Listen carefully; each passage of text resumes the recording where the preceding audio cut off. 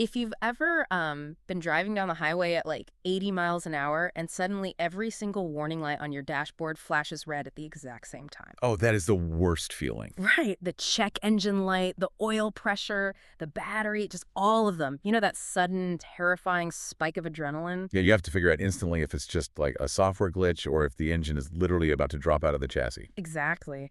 And looking at today's stack of sources, well, it feels exactly like staring at that dashboard. So welcome to today's deep dive. It is Monday, June 8, 2026, and we're going to figure out which of these flashing lights mean our global engine is just upgrading and which ones mean it's dangerously overheating.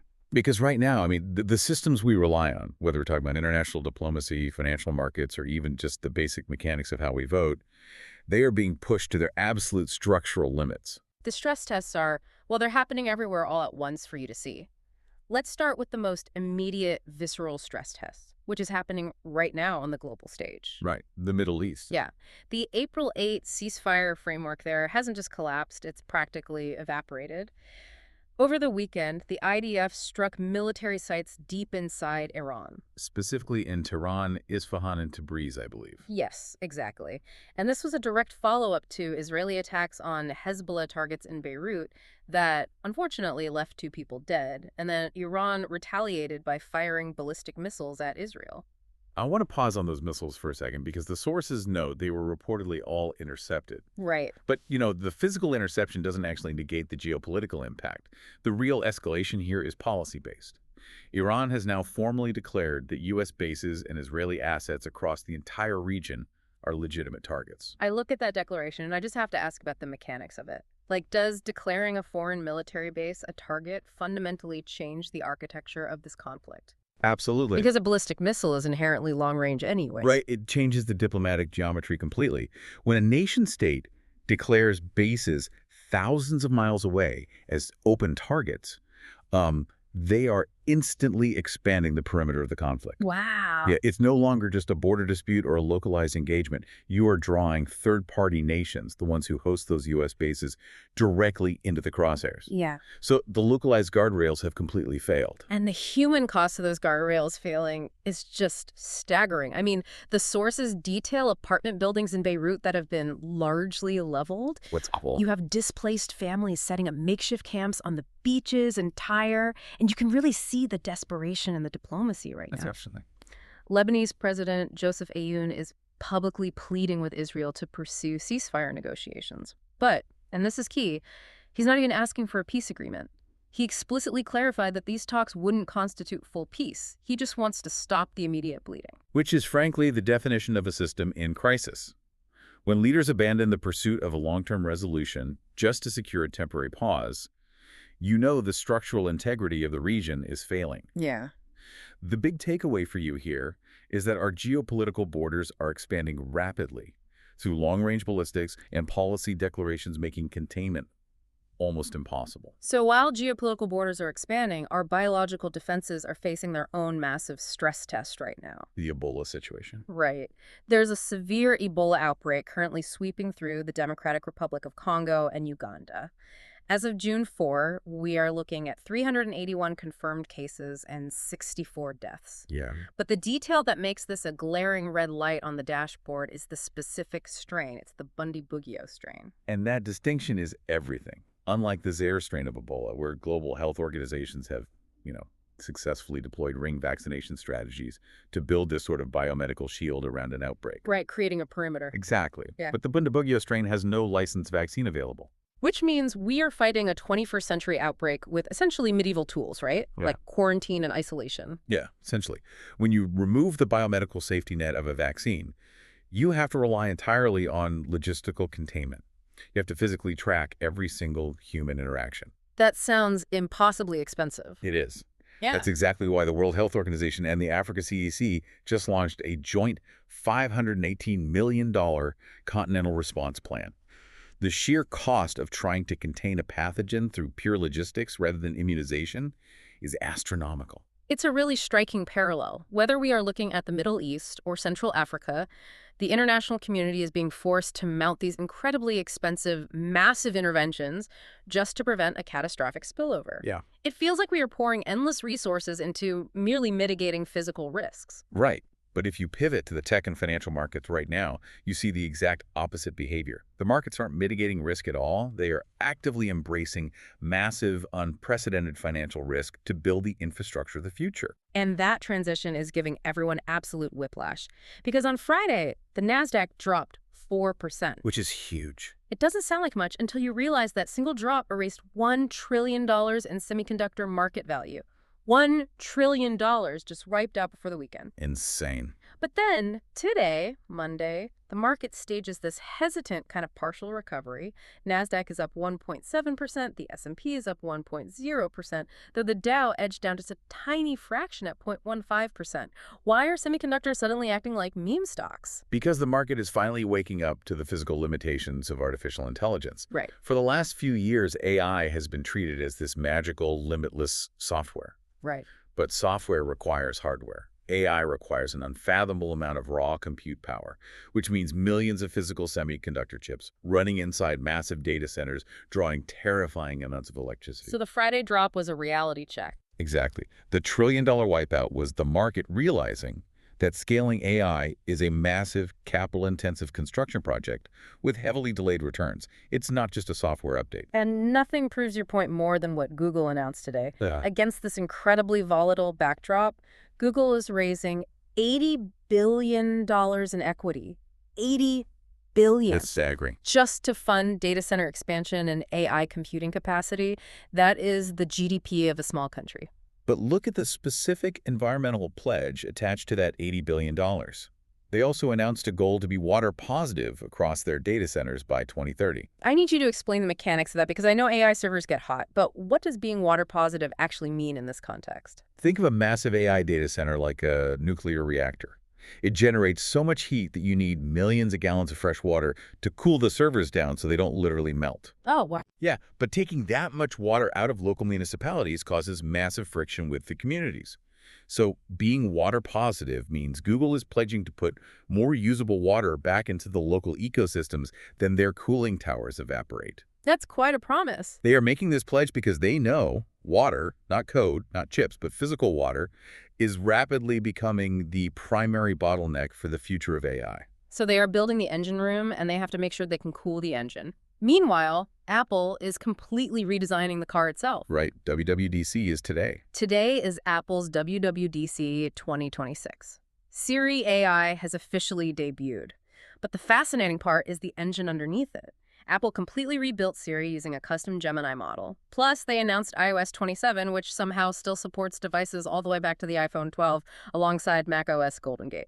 I really want to highlight the Gemini integration because that is a massive paradigm shift. Gemini is Google's proprietary artificial intelligence. For Apple to deeply integrate a Google-engineered brain into the core of the Apple ecosystem shows just how consolidated the AI frontier has become. The tech giants aren't just competing anymore. They are becoming deeply reliant on each other's foundational architecture. And they are doing this during a massive changing of the guard, because this was Tim Cook's final keynote as CEO before John Ternus takes over on September 1st. An end of an era. Cook is essentially handing Ternus the keys to a completely reimagined company. It's no longer just a hardware company that runs software. It's a dedicated AI delivery mechanism. Which naturally brings us to the ultimate frontier delivery mechanism. Today, the SpaceX IPO Investor Roadshow formally opens. The big one. They are targeting the largest initial public offering in history. Pricing happens this Thursday, and it debuts on the NASDAQ on Friday under the ticker SBCX. The numbers here are just gravity-defying. They want to raise $75 billion at $135 a share. That implies a total valuation of $1.77 trillion. Yeah. But, you know, it's not the valuation that's shocking to me. It's who they are letting into the room. Roughly 30% of those shares are being allocated directly to retail investors through platforms like Robinhood, Fidelity, and Charles Schwab. The structure is fascinating. Historically, if a company with a near $2 trillion valuation was going public, a company that builds rockets and controls global satellite internet, no less, That early access would be entirely walled off. Right, for the insiders. Exactly, for institutional billionaires, pension funds, and sovereign wealth. So to use a functional analogy, they're basically opening the gates and inviting everyday passengers onto a ship while it's still being built in the dry dock. You get a cheaper ticket, but you are also exposed to all the construction risks. That is the crucial insight here. We are seeing the democratization of frontier tech investments, yes. But it is happening at the exact moment the broader tech market is experiencing trillion-dollar volatility swings. Risky timing. Very. Mm. Everyday people are getting access, but they are also shouldering the immense systemic risk of an untested financial frontier. And when you flood any system with that kind of rapid capital velocity and technological upheaval, the foundational structures beneath it start to warp. And we are seeing that warping incredibly clearly in our domestic institutions here in the U.S. Right. Basic democratic and social mechanics are under severe scrutiny right now. And to our listeners, this is where we have to explicitly state that we are looking purely at the mechanics of these events, strictly separating them from the partisan noise. We are simply analyzing the events as reported in the sources to understand the current climate of American politics. We aren't taking any sides or validating any political claims. Exactly. Total neutrality. We're just looking at the institutional friction. Precisely. So let's look at California first. The U.S. Attorney's Office in Los Angeles has opened multiple election fraud investigations into the June 2 primary. And Xavier Becerra recently clinched the top ballot spot for governor heading into November, correct? He did. But the investigation itself is what's really remarkable. The U.S. Attorney actually deployed a federal prosecutor physically inside the L.A. County Ballot Tabulation Center. Just think about the logistical friction of that for a second.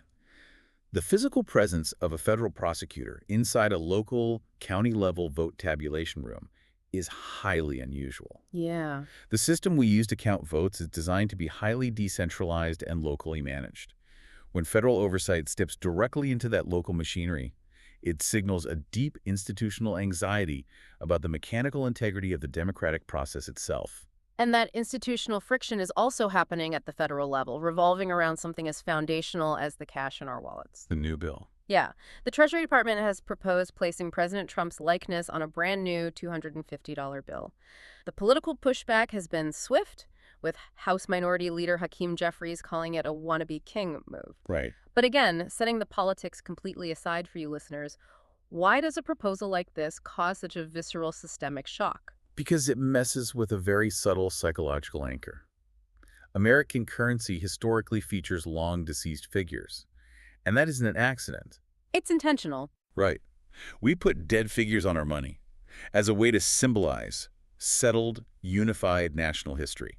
The currency is supposed to be the most boring, stable element of society. Right, it's just money. So when you propose placing a living or very recent polarizing political figure on a newly minted, unprecedented denomination like a $250 bill, you are taking an object meant for economic stability and turning it into an active cultural battleground. It actively challenges the stabilizing function of the money itself. You're taking a system meant to settle debts and using it to settle scores. But beyond the voting booths and the Treasury, we're also seeing the breakdown of basic physical community systems. Over the weekend, there was a mass shooting at the Old West End Festival in Toledo. Just terrible. 12 people were wounded. Police have identified 2 suspected shooters, but as of today, Monday, no arrests have been made. Look at these 3 domestic points together. You have a federal prosecutor sitting in a local vote center, a fight over the fundamental psychological function of our currency, and a failure of basic physical safety at a neighborhood festival. The systems designed to guarantee fair local elections, unified national symbols, and basic public safety are all cracking under immense pressure. The guardrails of what we consider normal are just being stretched beyond recognition. But when the daily reality feels this tense and the institutions feel this fragile, human beings naturally seek out an antidote. We need a release. Exactly. We look for massive communal unifiers that don't require debate. We just want a shared experience. And this week is actually delivering several historic moments for people to gather and just breathe. It is the necessary cultural counterweight. When the political and financial systems feel unstable, we lean heavily on cultural and spiritual systems. Just look at Pope Leo XIV's current apostolic journey. He just held a Corpus Christi Mass in Madrid that drew 1.2 million people. Just think about that number. It's massive. Today he arrived in Barcelona, and the trip concludes June 12 in the Canary Islands. The logistics alone of that trip are a marvel. While a local festival in Toledo struggles with basic safety, a modern European capital successfully managed the safe gathering of 1.2 million people. That's a great contrast. It really highlights an overwhelming shared human desire for spiritual unity and a collective, peaceful experience right now. And we are seeing that exact same desire for massive collective experience in the sports world. All 48 teams are in final preparations for the FIFA World Cup 2026. Oh, yeah. The group stage officially opens Thursday, with Mexico taking on South Africa at the legendary Estadio Azteca. But I do want to point out that even inside these moments of global unity, the underlying systemic friction hasn't totally vanished. How so? Well, the sources note that while fans are buying jerseys and celebrating, union negotiations for the stadium workers at the Los Angeles venue were still ongoing as of Monday. The global spectacle of the World Cup is entirely reliant on the daily labor of thousands of workers, and those underlying economic systems still demand resolution. The magic requires infrastructure. That is a brilliant point. And well, speaking of magic, the atmosphere tonight at Madison Square Garden is going to be something out of a movie. It is NBA Finals Game 3. It's going to be wild. This is the first finals game hosted in New York since 1999. The Knicks are leading the Spurs 2-0. If the Knicks win tonight, they put San Antonio in a 3-0 hole, which is a deficit that no team in NBA Finals history has ever overcome. Former President Trump is also slated to attend. The emotional release in that arena is going to be absolutely deafening. Oh, for Knicks fans, tonight isn't a basketball game. It is the culmination of 27 years of waiting, of bad drafts, and heartbreak. It's pure catharsis. It's like finding water in the desert. Yeah. But the basketball community is also processing a really significant loss this week. Stacey King, the three-time NBA champion with the Chicago Bulls and an incredibly beloved television broadcaster, passed away on Sunday at the age of 59. When a broadcaster of that caliber passes away, you realize they are so much more than just a voice on a screen. For decades, his voice was the connective tissue for an entire community of fans. He narrated their joy and their disappointment. Broadcasters become integrated into the rhythm of everyday life, and losing that voice is a deep cultural loss. Beautifully put. He was part of the family for millions of people. Let's finish up with a couple of quick updates that offer some much-needed logistical and physical relief. Some good news. On the infrastructure side, Delta has officially resumed its nonstop service between Hong Kong and Los Angeles, which is a really strong indicator of returning stability to the Pacific air corridors. That's great to see. And offering real physical relief, a major cold front is finally arriving on the Gulf Coast today. Texas, Louisiana, and Mississippi are going to see temperatures drop 10 to 15 degrees, finally breaking a deeply uncomfortable and prolonged heat dome. Plus, looking at the maps, the Atlantic hurricane basin remains completely quiet. You know, sometimes the most reassuring system update you can get is just a quiet weather map and a drop in humidity. We have covered a massive amount of ground today for you. We started by looking at how our geopolitical and biological perimeters are failing, forcing massive international interventions in the Middle East and Africa. Right. We looked at the trillion-dollar volatility in the tech market as companies realized the brutal physical constraints of scaling AI. We navigated the deep institutional friction happening in American voting centers and currency design. And finally, we looked at how humanity is seeking out massive cultural and spiritual gatherings just to find a sense of shared stability. I'm going to leave you with one final thought, tying a few of these threads together. Think back to the SpaceX IPO we talked about. Yeah. They're allocating 30% of their shares to everyday retail investors. That is happening the exact same week that the broader tech market experienced a $1 trillion volatility swing in semiconductors. We are undeniably democratizing the funding of frontier, history-making technologies, allowing everyday people into the dry dock. Right. But you have to ask yourself, are retail investors finally being given a fair chance to fund and profit from the future of human exploration? Or are they simply being invited in right at the peak of the hype, just in time to shoulder the massive risk of unprecedented market volatility? It's really a question of who actually pays for the future. That is the question of the decade right there. Who pays for the future? Are the flashing lights on our dashboard inviting us to accelerate or warning us to brace for impact? Thank you for joining us on this deep dive. Keep asking those hard questions, look past the headlines, and stay curious. We'll catch you next time.